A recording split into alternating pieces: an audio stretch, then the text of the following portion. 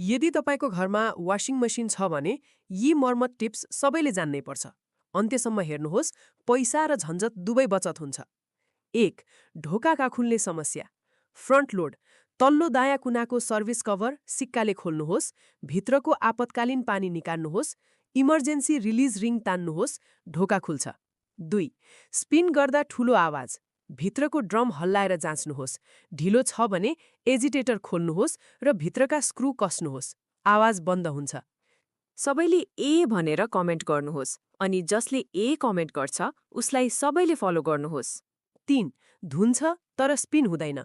Power बन्द गर्नुहोस्, माथिल्लो कभर खोल्नुहोस्, लिड स्विच फोहोर भएको हुन सक्छ, स्यान्ड पेपरले हल्का सफा गर्नुहोस्, स्पिन फेरि चल्छ। 4. पानी पुग्छ तर धुन सुरु हुँदैन। पछाडिको कभर खोल्नुहोस्, प्रेसर होस छुटेको हुन सक्छ, फेरि राम्रोसँग जडान गर्नुहोस्। 5. पानी बिस्तारै भर्छ। पानीको नल बन्द गर्नुहोस्, इनलेट होस खोलेर फिल्टर निकाल्नुहोस्, धुलो फोहोर धुनेर सफा गर्नुहोस्, फेरि जडान गर्नुहोस्। 6. पानी एकैपटक भर्छ र निस्कन्छ। मेसिन पल्टाएर तलको ड्रेन भाग खोल्नुहोस्, भित्रको अवरोध हटाउनुहोस्।